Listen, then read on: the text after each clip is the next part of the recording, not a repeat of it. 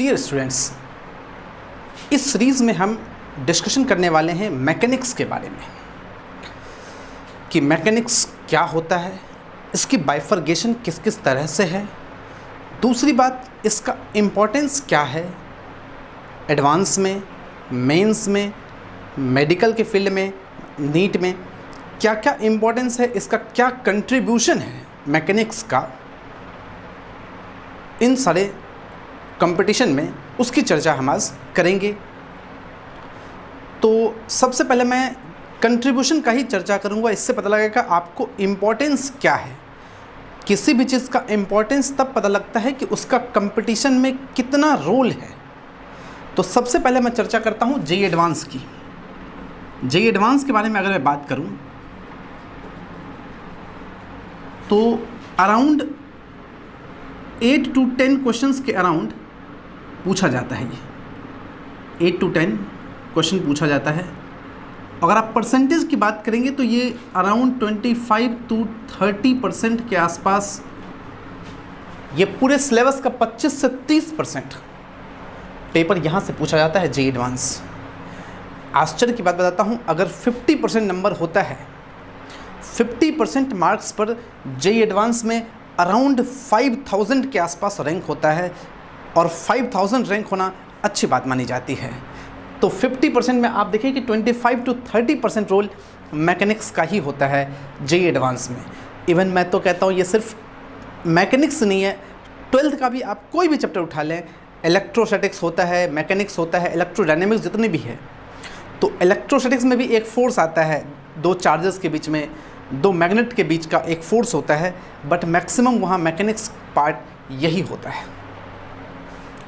दूसरी अगर मैं बात करूँ जेईई मेंस की, अगर मैं जेईई मेंस की बात करूँ तो ये लगभग जेईई मेंस का कंट्रीब्यूशन की अगर मैं बात की जाए तो लगभग 4 to 6 क्वेश्चंस के आसपास, 4 to 6 क्वेश्चन के आसपास का ये होता है। और अगर 4 to 6 क्वेश्चन कितने में 30 क्वेश्चंस के आसपास, 30 में अगर 4 to 6 क्वेश्चंस आ रहा है तो ये लगभग आ जाएगा 15 से 20% पेपर सिर्फ और सिर्फ मैकेनिक्स का होता है। नेक्स्ट अगर मैं बात करूं नीट की, मेडिकल के फील्ड के लिए, इसका तो कंट्रीब्यूशन की खतरनाक कंट्रीब्यूशन, खतरनाक। मेडिकल के बच्चों के लिए इवन ऐसा मानता है 11th के पोर्शन से ज़्यादा पूछा जाता है एज़ कम्पेयर टू 12th से। और 11th के पोर्शन में भी सबसे ज़्यादा मैकेनिक्स पार्ट। और मैकेनिक्स की बात अगर मैं कहूँ तो ये नंबर ऑफ़ क्वेश्चन सुन के आपको हैरानी होगी कि आउट ऑफ 45 क्वेश्चन में से 15 to 20 क्वेश्चन, 15 to 20 क्वेश्चन ये पूछा जाता है सिर्फ मैकेनिक्स से। और अगर परसेंटेज की बात करूं तो आप समझ जाएंगे इस बात का कि परसेंटेज ये सर 30 to 35% के आसपास मैकेनिक्स से पूछा जाता है नीट में। तो बहुत ही कितना इम्पोर्टेंट ये पार्ट है मैकेनिक्स, वो इससे पता लगता है। कितना आसान है, कितना टफ है, इससे इम्पोर्टेंस नहीं पता लगता है। इम्पोर्टेंस का पता कंट्रीब्यूशन से पता लगता है कि कितना कंट्रीब्यूशन है उस पार्ट का, मैकेनिक्स का। तो इवन मैकेनिक्स अगर किसी बच्चे को समझना हो तो काफ़ी बेसिक से हम स्टार्ट करेंगे, बिल्कुल बेसिक से हम स्टार्ट करेंगे। अब बात आता है कि मैकेनिक्स होता क्या है ये भी बताओ हमें। तो मैकेनिक्स की अगर मैं बात करूं तो ये study of cause and effect of motion, इसी को हम क्या कहते हैं, मैकेनिक्स। अब मैकेनिक्स का सर कंट्रीब्यूशन कंट्रीब्यूशन हमें पता लग गया है, कितने चैप्टर है इसके अंदर, हमें क्या क्या चीज़ इसमें पढ़ना है, उसकी भी एक बार चर्चा कर लें। बिल्कुल कर लेते हैं।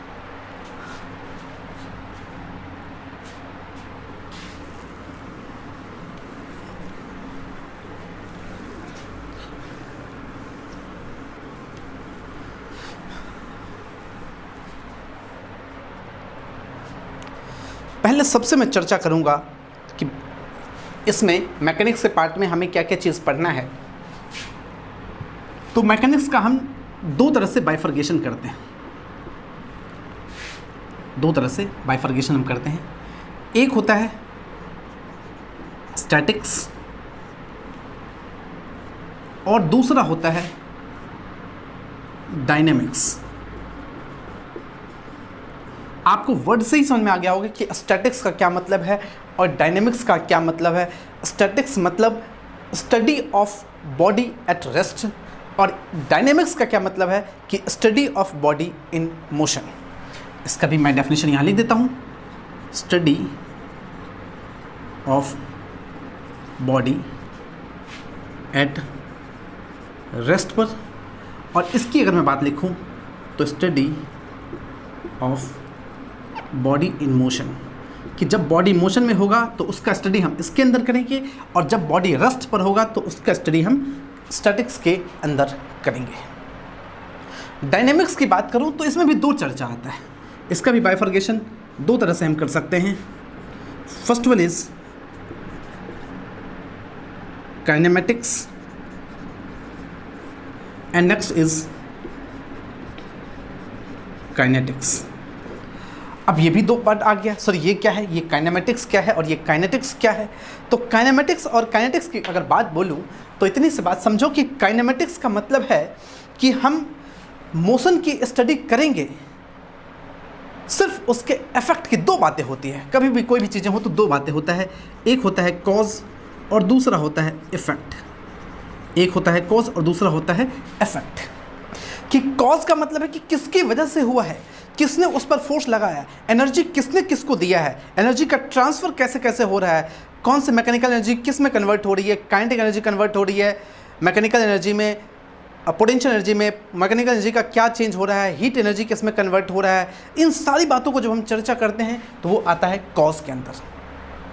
और इफेक्ट का अंदर सिर्फ इतनी सी बात होती है कि अगर एक बॉडी चल रहा है तो कितना डिस्टेंस ट्रेवल किया है, कितना डिस्प्लेसमेंट कितना डिस्प्लेसमेंट उसका हुआ है, क्या वेलोसिटी है, क्या एक्सेलरेशन है, क्या उसके पाथ का इक्वेशन है। इन सब बातों को हम चर्चा करते हैं काइनेमेटिक्स के अंदर। हम सिर्फ इसमें इफेक्ट की चर्चा करते हैं और इसमें हम इफेक्ट की भी चर्चा करते हैं और कॉज की भी चर्चा करते हैं। तो इसमें हम क्या लिखेंगे, study of motion without going into cause, और इसमें हम करेंगे study of motion with cause and effect, कि कॉज क्या है और उस कॉज के कारण इफेक्ट क्या क्या हुआ है। इन सारी बातों का चर्चा हम करेंगे काइनेटिक्स के अंदर। काफ़ी इंटरेस्टिंग पार्ट है, बहुत मज़ेदार पार्ट है इसमें, कि इसमें हम सिर्फ और सिर्फ डिस्टेंस की चर्चा, डिस्प्लेसमेंट की चर्चा, वेलोसिटी की चर्चा, एक्सेलरेशन की चर्चा, पाथ का इक्वेशन, इन सारी बातों में ही सिर्फ रहेंगे। लेकिन जब हम इस पार्ट पे आएंगे तो इस पर सारी बातों का डिस्कशन करेंगे कि कौन फोर्स लगा रहा है, उस पर एनर्जी का कन्वर्जन कैसे होता जा रहा है, कौन सी एनर्जी किस फॉर्म में कन्वर्ट हो रही है, उसका एक्सेलरेशन आया तो किसकी वजह से आया, कौन सा फोर्स वहाँ लग रहा है, न्यूटन्स लॉ लग रहा है, फोर्स कौन कौन सा हो रहा है, फ्रिक्शन फोर्स है, किस किस इलेक्ट्रोस्टैटिक फोर्स है, मैग्नेटिक फोर्स है, किस किस तरह की बात होगी, वो सारी चर्चा हम इसके अंदर करने वाले हैं। बाइफर्गेशन का एक चैप्टर के हिसाब से, जिस हिसाब से हमें चैप्टर में पढ़ना होता है, मैं उसको भी लिख देता हूँ इसमें, कि चैप्टर के वाइज कैसे हमें पढ़ना है, उसकी भी चर्चा कर लेते हैं। आप स्क्रीन पॉज करके इसको लिख लें, मैं आगे चलता हूँ।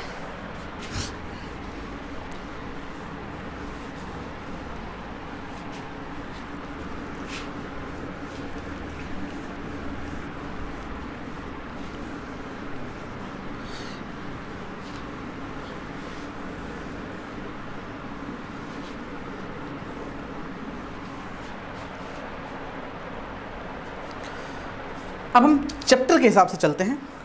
तो सबसे पहला आता है कि बेसिक्स में हम सबसे पहले डिस्कशन करेंगे, जो फर्स्ट चैप्टर हमारा मैकेनिक्स में पढ़ाया जाएगा वो होगा मैथमेटिकल टूल्स। मैथमेटिकल टूल्स में हम आपसे डिस्कशन करेंगे डिफरेंशिएशन का, बेसिक डिफरेंशिएशन, बेसिक इंटीग्रेशन और बेसिक लॉज वेक्टर का हम यूज़ करेंगे। इसके बारे में मैं आपको सिखाऊंगा। दूसरा चर्चा यहाँ से हम स्टार्ट करेंगे चैप्टर हालांकि इसको हम स्टार्टिंग ही बोलते हैं, मैकेनिक्स तो हम यहाँ से स्टार्ट करते हैं।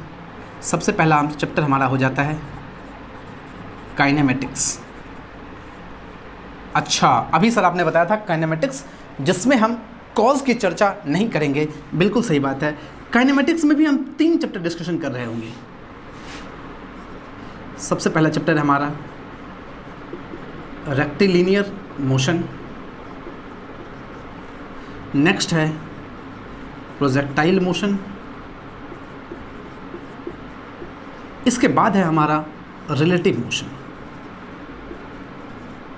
इसके बाद है रिलेटिव मोशन। इस काइनेमेटिक्स के पढ़ने के बाद मैं आपको सिखाऊंगा, अब कॉज के बारे में चर्चा करेंगे।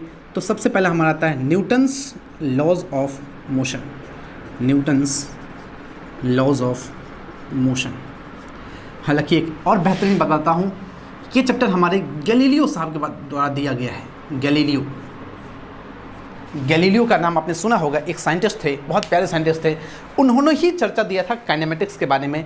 रेक्टिलिनियर मोशन है, प्रोजेक्टाइल मोशन है, रिलेटिव मोशन है। एक और बेहतरीन बात बताऊं तो न्यूटन का फर्स्ट लॉ भी गैलीलियो साहब ने ही दिया था हमें। इसके बाद अगर मैं चर्चा करूं न्यूटन्स लॉ के बाद, नेक्स्ट चैप्टर हमारा आता है फ्रिक्शन। बहुत बेहतरीन सा चैप्टर है फ्रिक्शन। उसके बाद फोर्सेस की बात यहाँ आ जाती है। फिर कन्वर्जन एनर्जी की चर्चा, मैंने जो कह रहे थे कि जब कॉज की बात करेंगे तो फोर्सेस की भी चर्चा करेंगे और एनर्जी की भी चर्चा करेंगे। तो यहाँ तक हम फोर्स की बात कर रहे थे। अब हमारा एनर्जी की बात आ रहा है, जो हम पढ़ाते हैं वर्क, पावर एंड एनर्जी, इसको हम WPE भी कह देते हैं। नेक्स्ट हमारा चैप्टर आता है सर्कुलर, कि सर्कुलर मोशन। सर यहाँ तक तो अच्छी बात है, यहाँ तक आप चर्चा कर रहे थे, न्यूटन्स लॉ में हमें समझ में आ रहा था, लेकिन अभी तक आप रेक्टिलिनियर मोशन की ही चर्चा कर रहे थे, लीनियर मोशन की चर्चा कर रहे थे। जब बॉडी स्ट्रेट लाइन में पाथ करता है तो फिर यहाँ तक आप चर्चा कर रहे थे। सर्कुलर पाथ में चलने वाले की चर्चा अभी तक स्टार्ट नहीं हुई थी, वो यहाँ स्टार्ट होगी, सर्कुलर मोशन। नेक्स्ट 6th में हमारा आता है centre of mass, centre of mass. ये भी एक बेहतरीन चैप्टर है कि जब हम बॉडी की, यहाँ तक हम पार्टिकल की चर्चा कर रहे होते हैं, इस जग के बाद हम बॉडी की चर्चा करते हैं। जब बॉडी की चर्चा करते हैं तो बॉडी को हम एक इमेजिनरी पॉइंट पे रख देते हैं और उसकी चर्चा हम इसमें करेंगे। और सबसे बेहतरीन चैप्टर की बात हम इसमें करेंगे, वो होता है रोटेशन। रोटेशन की चर्चा हम इसमें करेंगे। अगर बाइफर्केशन की अगर आप बात भी करोगे तो यहाँ तक आपका बॉडी की चर्चा, ये पार्ट आपका, हम बॉडी की चर्चा कर रहे होंगे। इन सारे पार्ट में हम पार्टिकल का स्टडी कर रहे होंगे, पार्टिकल की स्टडी कर रहे होंगे। तो ये हमारा हो गया, इतने चैप्टर हैं हमारे, 7 चैप्टर। एक मैथमेटिकल टूल्स आप ऐड कर लें, 8 चैप्टर।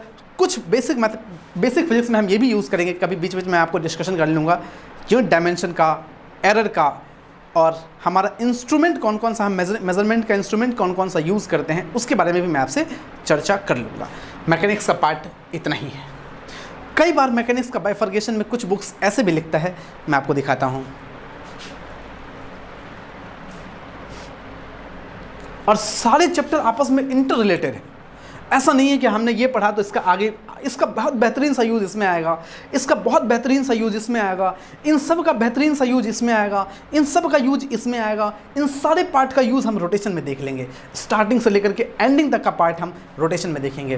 तो काफ़ी इंटरलिंक्ड है, बहुत मज़ेदार कहानी बनेगा, एक मज़ेदार किस्सा बनेगा, मज़ा आएगा उसमें। मैकेनिक्स इतना इंटरेस्टिंग पार्ट होता है, एक इंटरेस्टिंग, और दूसरा इसका पेपर में कंट्रीब्यूशन देख करके मज़ा आ गया होगा कि कितने मज़ेदार ये टॉपिक है, कितना मज़ेदार ये मैकेनिक्स है।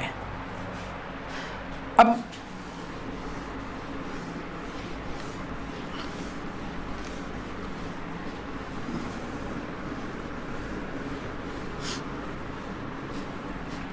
कई बार इसमें लोग बॉडी की भी चर्चा करते हैं कि टाइप्स ऑफ बॉडी कौन कौन सा, सर किस किस बॉडीज़ के बारे में हम पढ़ने वाले हैं, ये भी हमें बता दो।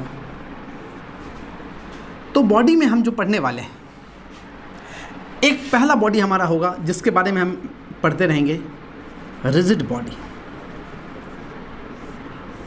दूसरी बॉडी के बारे में हम चर्चा करेंगे, इलास्टिक बॉडी।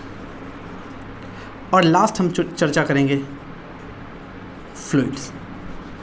हम फ्लूइड के बारे में चर्चा करेंगे। हमारे मैकेनिक्स में हम डिस्कशन करेंगे रिजिड बॉडी के बारे में। रिजिड बॉडी का ही चर्चा हम मैकेनिक्स में कर रहे होंगे, तो दिमाग में आता होगा सर ये रिजिड बॉडी है क्या। रिजिड बॉडी वो होता है जिसमें हम फोर्स जितना भी लगा ले, कितने भी फोर्स लगा ले, उसका शेप और साइज चेंज नहीं होता है, उसको हम क्या कहते हैं, रिजिड बॉडी। आपने कई बार किसी बुक्स में नाम नहीं भी सुना होगा तो आप सुनेंगे कि रोटेशन का दूसरा नाम होता है रिजिड बॉडी डायनेमिक्स। वो हम किसके में पढ़ने वाले हैं, रिजिड बॉडी के बारे में ही पढ़ने वाले हैं। नेक्स्ट आता है एक फ्लूइड, हम इसकी भी चर्चा अलग से करेंगे, उसमें हम चर्चा करेंगे फ्लूइड मैकेनिक्स की। इसमें हम फ्लूइड मैकेनिक्स की चर्चा कर रहे होंगे। यही हमारा इंट्रोडक्शन है मैकेनिक्स का। तो कितना इम्पोर्टेंट है और कितना इंटरेस्टिंग है, ये जान के आपको बहुत ही अच्छा लगा होगा।